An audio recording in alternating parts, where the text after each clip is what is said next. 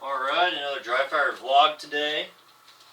And this one we're going to cover some stuff that happened this week and probably the last 2 weeks. So we had a class, and then there's the Second Amendment rally on the 2nd, and then an instructor shot himself, and stupid shit on blogs that I keep seeing.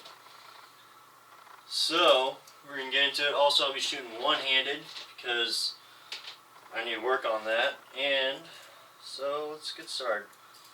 First order of business, I'd like to thank everyone who is watching right now and who showed up to the class. We had a total of 9 people who showed up. One was a former scout instructor or scout master of mine. The other 3 were from a small town outside of Wichita who drove probably about an hour and a half to 2 hours just to go to the class. So for all you people who said Manhattan's too far away to go and train, they proved you wrong. Not that I didn't want you there, but we had those people show up and they shot and had fun. What else? I saw some training scars that happen all the time. So I'm going to grab a different holster. Yeah, a circle will work. These fit? Yes, it'll fit enough. So we have a Serpa. And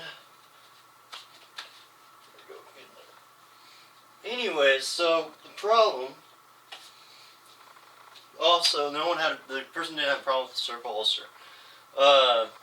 I'll try to find a video, but if I can't find it, I'll just tell you what happened. So we had some guys who showed up who pretty much only 3 people in the class, 3 out of the 9 had actual gear that was good. But by what I mean by good is they had the belt that matches the holster, that matches the gun, and the mag pouches go with the whole system. They bought the full system. Others just bought a holster and then they ran a normal belt on it. Thank you for showing up with it and learning on that and stuff like that. So a few things I want to address from the class is the guy, some of them, we should have caught on this earlier and should have, instead of asking nicely and telling them, hey, don't do this again, we should have pounded them a little bit harder, but we didn't. We were nice because we're open to, different things. We're not just going to be a one way, one out. But I did see some things. So one thing I saw, the guy at the circle was doing it right. He hit the release and then came up and out, finger off the trigger, and we holstered and all that stuff. What I did see is some other people, they had, like if you look at the Bravo concealment holsters that just go on their side, imagine that, but there's just a little clip that goes on it, similar to, can't find it, but it's just a little clip. Anyways, what I saw was this. I'd say up or command and shoot. They do this. Push on the front of their gun, front of their holster, and then draw. Now you see what happened? You flag your own hand. Now, I was on one side of the 4 shooters, 5 shooters, and then my other instructor was on the other side. On that side, that's where we had some newer guys shooting, and that's where I saw this when we switched. And I told the guy, hey, don't do that. You come up to your chest. So if you're drawing from concealment, it's clear. You're going to bring this one up to your chest. Extract, orientate. That's when you marry your hands and then extend, touch, press. He was not doing that. He was just doing this, and obviously you flag yourself. Another thing is I saw a guy. The other instructor knew it on this guy. We were holstering. Don't need the Serpa anymore. By the way, the guy who ran the Serpa did an awesome job. There's nothing really wrong with this holster system. It's just people start bitching about it because you can get dirt in between this switch and it will cause it to stop working. And untrained people or people who are like who haven't practiced enough will inadvertently take this finger and strain on the trigger and it'll go off. Other than that, the guy ran it fine. Yeah. Anyway, so another thing I saw is we kept telling people to finger up and out of the trigger guard when you're holstering. Alright? Nice and easy. Once again, I'm going to draw it out. Clear, extract, orientate, extend, touch, press. Now, when we made that point, the guy, he was doing it on the back of his hip right here. Well, one, he was wearing an overcoat, a hoodie. So pretend this is my hoodie. He had it tucked in the back. And I'm not making fun of you. Thank you for showing me this so I can address it in later on classes. This is not to make fun of or to poke fun at anyone in particular. These are just things I saw, and I'm thinking about hindsight, like training scars. So, and we want to stop those from happening. So, the person who is doing this said he carries appendix sometimes, but most of the time he carries back here. You did have the right holster for it. A right-handed holster goes on your right back hip. Right there. Now see, I can't see my gun from here. But when you have your shirt hiked up just a little bit, like that, and this was the hoodie, he was holstering, and then when we tell him to reholster, he would bring his fingers out like this, and then try to fit them in there. Now one, you can see a lot of problems with this. One, your shirt can get tucked in there, and two, when you bring this finger, your middle finger up and out, it inadvertently goes in that spot where we don't want it. Now why is all this important? The reason why it's important is because over this week, first week in November, there's an instructor that shot himself. Not one of mine.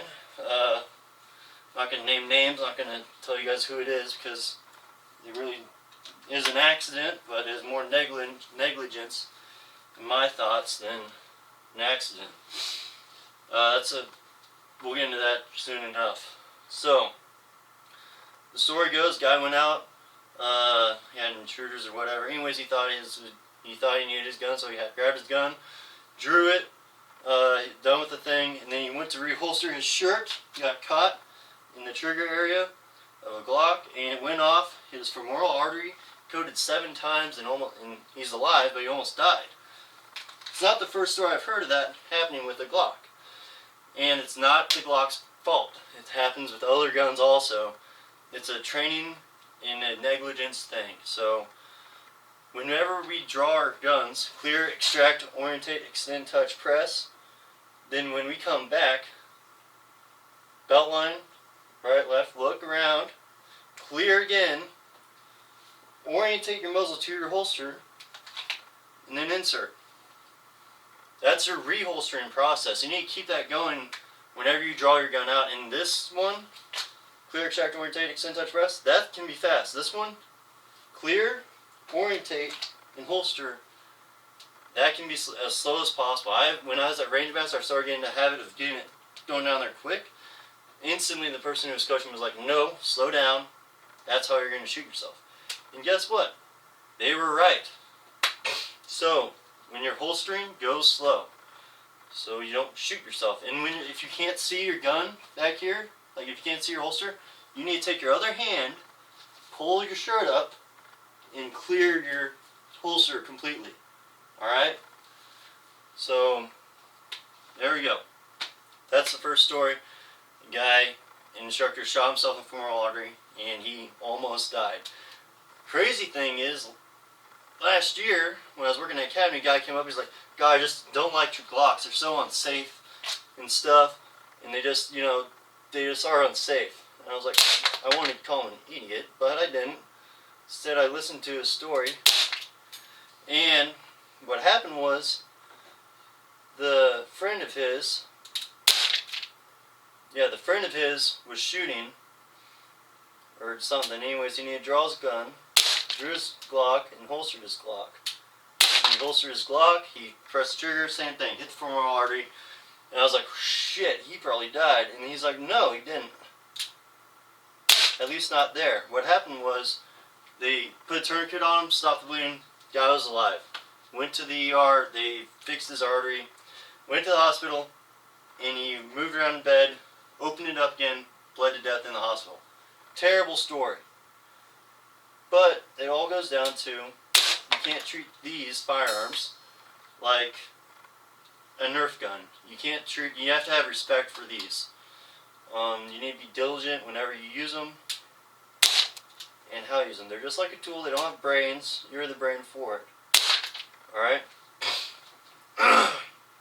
Next thing, Second Amendment rally. I will share a link to this one below. It's John Patton's from the Gun Collective speech. Check it out. It's a lot of good stuff. He's speaking the truth. Alright. So the main thing that I'm hitting on is when you guys are fiddling with your guns, you need a clear, orientate, holster in a safe manner. Clear, extract, orientate, extend, touch, press, and we're out. Makes sense. Another thing, one of the guys who I work with, and again, this is not for fun. He's not the only person that I've seen do this, and he's not the only person that I know who's watching that's done this. So he got a new Glock 43X to carry as his backup gun, which he got right. We're going through a few things on it. Well, we went through a few like mental things on it of why you would buy that gun and stuff like that. He bought it as a backup gun, and if you didn't know, if you have a gun on your right side, stabby pointing things go on your left side, or your backup gun goes on the left side. So he bought a left-handed holster and everything like that. One thing that I noticed is this gun is clear. Is even if you carry on the back of the hip, it's not safer than up front. It's not. Yeah, appendix, you run risks of hurting your jewels and femoral arteries and stuff. If you have an improper draw stroke with a carry in the back of the holster, or smaller back or whatever, you can flag your hip right there. And that's what this guy was doing. Every time he'd flag his hip, come back, holster, flag his hip, up, so straight up, orientate, and then out. Notice how the muzzle's pointing this way, okay? Just keep that in mind. You don't want to be pointing guns at yourself. And then another thing is, he kept pulling it out of his holster after he had loaded it, and he'd unload it and stuff like that. So I'm going to get this one, and there's a little safety. There it is. Alright, good. She's empty. Anyway, so he grabbed his gun, and he'd always hold it like this. Muzzle in front of the hand in front of the muzzle, just like petting it. Like, couldn't stop touching the dang thing. Holy crap.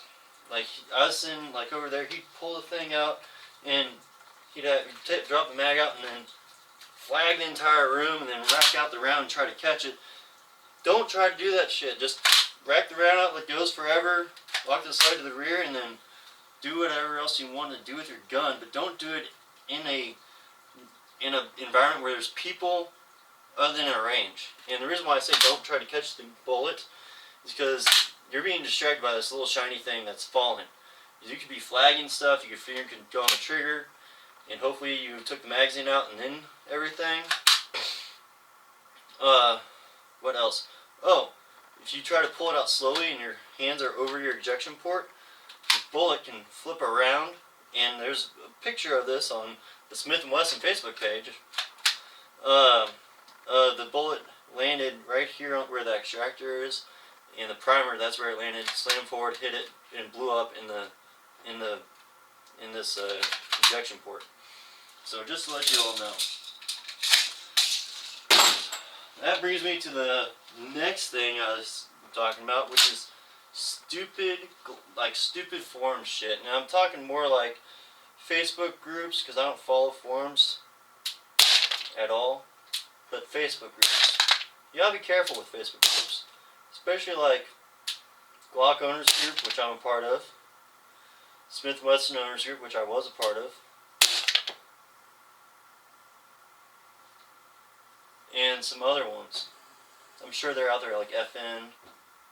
Anyways, what I'm getting at is everyone on this Facebook group, especially the Glock Owner Facebook group, the guy posted a picture of his target when he shot with his new gun. And he said, how can I fix this? And instantly people started saying, oh, you're anticipating recoil, you just need to change your sights, adjust them right or left. You just need to learn how to grip your gun. A lot of, like, some were actually good. You got it on the spot which he was jerking the trigger. And some got it all messed up, like, bad. And anyways, and some said don't worry about your hitting the target. Alright, that's 15 minutes. Alright. what I'm getting at is, don't go to a Facebook page to get information on what you're doing wrong. Go take a class, find an actual instructor, not an NRA instructor. They can tell you a little bit. I mean, yeah, they'll work, but get an actual instructor, not someone who's only shot rifles in the Marine Corps. But get an actual instructor and learn. Go get instruction on how to fix your own problems. Don't try to scapegoat it out and then go to a forum or a page where they give you the wrong information and then keep doing the same shit and messing it all up. Alright, that's it for me. Thank you guys for watching. I have another gun I'm going to be doing a review on, and another review and update on what is going on with Mayday training LSE right now. Thank you guys for watching. Have a great day.